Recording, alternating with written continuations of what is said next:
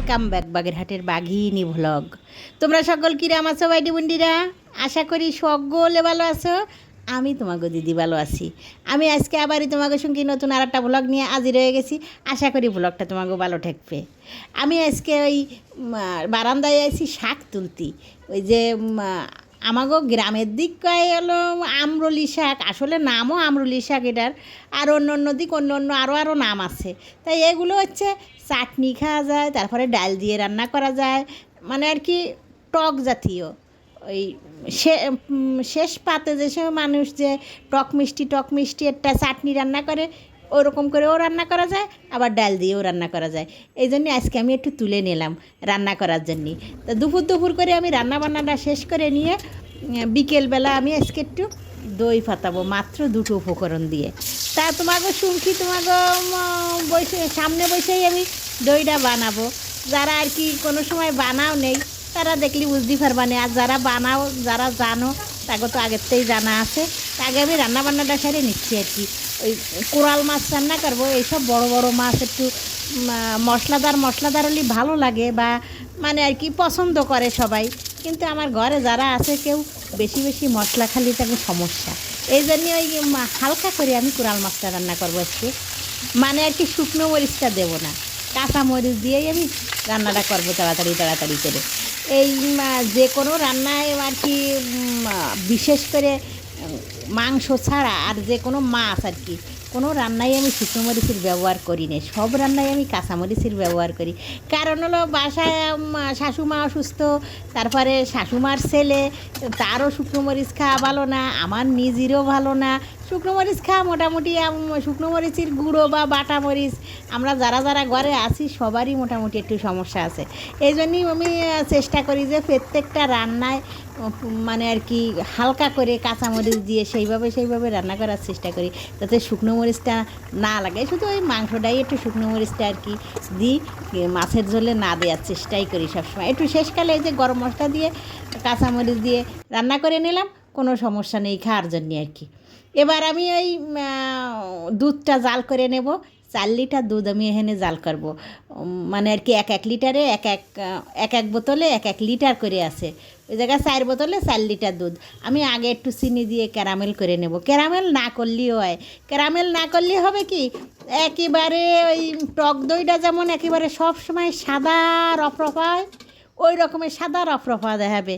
আর যদি একটু ওই ক্যারামেল করে নিয়ে কালারটা করে নিই, তাহলে দইতে একটু কালার আসবে, মানে আর কি একদম সাদা রফরফে না হয়ে।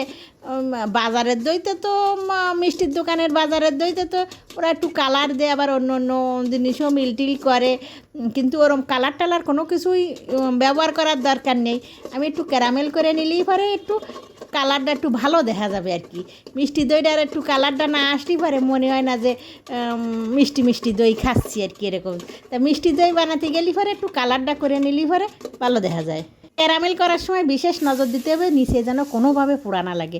নিচে যদি কোনোভাবে পোড়া লেগে যায় তাহলে কিন্তু ওই যে ওই একটা তিতকিন ভাব উঠে যাবে, দইতে একটা তিতকুট ভাব হবে। ওই জন্যই কোনোভাবে যাতে নিচে পোড়া না লাগে ওইভাবে ক্যারামেলটা নাড়িয়ে করে নিতে হবে। আমি 4 লিটার দুধে জাল করে একেবারে একটু ঘন করে নেবো, মেলায় একেবারে যে টানায় ফেলাবো তা না। আমি 4 লিটারে 1 লিটার কমায় ফেলাবো, মানে আর কি 3 লিটারের মতন রাখবো। আর 1 লিটারের বা মানে আর কি আধা লিটার বা 1 লিটার এরকম কমাবো। আমি একেবারে যে মেলা কমায় ফেলাবো তা না। এইভাবে আমি জাল করতে মাঝখানে একটা যদি আমি এই হাতাটা ফেলাই দিই, মানে ওই স্টিলের আতা রাখে দিই, তাহলে পরে ওই যে দুধ ফস করে যে পড়ে যাবে, ওইটা বন্ধ হয়ে যাবে। এরকম একটা চামচ ফেলায় রাখলি পরে উতল এসে পড়ে না, একটু জাল কমায় দিলি পরে। কারণ চুলোর ফাড়ে এরকমের বসে থাকে তো এই মেলা সময় পা ধরে যাবে বা বসে থাকে কী করবো। ওই জন্য এই চামচটা ফেলায় দিয়ে চলে গেলাম। দুধটা আর পড়ি নেই, আমি পরে এসে এই যে নেড়ে দিচ্ছি। অনেকটাই দুধটা টাইনে গেছে, এখন ঘন হয়ে গেছে। এবার আমি আস্তে নাড়াচাড়া করে এই চিনিটারে মিলিয়ে দেবো। চিনিটা হচ্ছে মিষ্টি দই, মিষ্টি যে যেমন খাবে। আমাগো ঘরে সবাই যেমন একটু মিষ্টি পছন্দ করে, একেবারে পুরোটাই মিষ্টি হয়ে যাবে, একটুও টক ভাব থাকবে না, এরকম আবার ঘরে কেউ পছন্দ করে না। এই জন্যই আমি এদের একটু টক মিষ্টি ভাব রাখবো, ওই জন্য চিনি 1 বাটি দিলাম। আর যারা তোমরা বাইটি বুন্ডিরা যে বেশি মিষ্টি পছন্দ করো, এই জায়গায় তোমরা আরও 1 বাটি বা 1.5 বাটির মতো চিনি মিলিয়ে দেবা। মানে আর কি 4 লিটার দুধ আমি যে কমায় নিয়ে 3 লিটারের মতন, 2.5 লিটার, 3.5 লিটারের মতন করে নিলাম। এতে আমি ওই চিনি দিলাম স্বাদ মতন, যে আমি টক মিষ্টি দইটা করব। এইবার আমি দুধটা ঠান্ডা করে নিয়েছি। ঠান্ডা করে নিয়ে তারপরে, মানে ঠান্ডা বলতে উষ্ণ গরম আছে, সেই উষ্ণ গরমের মধ্যে আমি এই টক দই মিলিয়ে দিলাম 1 বাটি। 1 বাটি না, পুরো আধা বাটি আর কি, আধা বাটি টক দই মিলিয়ে দিলাম। মিলিয়ে দিয়ে ভালো করে নাড়িয়ে নাড়িয়ে মিশিয়ে দেবো, মিক্সড করে দেবো। মানে আর কি সম্পূর্ণ দুধটায় যেন ওর নির্যাসটা ছড়ায় যায় দইয়ের। আসল হচ্ছে জমাট বাঁধবে দইটা যে হবে, সেটা হচ্ছে ওই দই দিয়ে। পুরনো যে কোনো দই দোকান দিয়ে এনে, টক দই হোক মিষ্টি দই হোক, মিলিয়ে দিলি পরে এরকম পাইতে রাখলি পরে 6-7 ঘন্টা পরে সুন্দর মতো দই হয়ে যাবে। আমি এইবারে যে সন্ধ্যে নেমে গেছে, আমি বিকেল করে দুধ জ্বালাইয়ে 1 ঘন্টা রেস্টে রাখলাম ঠান্ডা করার জন্য। তারপর দই মিলিয়ে দিয়ে এই যে পাতায় দিচ্ছি, এই কোটোয় রাখলাম। এইবার আমি সারা রাত এইভাবে ছুঁয়ে দেবো, আর পরের দিন সকালবেলা সবাইরে দেব। এই যে দইটা পাতালাম, এই দইটা যদি এই প্লাস্টিকের না পাতাইয়ে আমি যদি নতুন মাটির পাত্র এনে পাতাতাম, সেই দইটা বেশি শক্ত এবং আটা কষা হতো।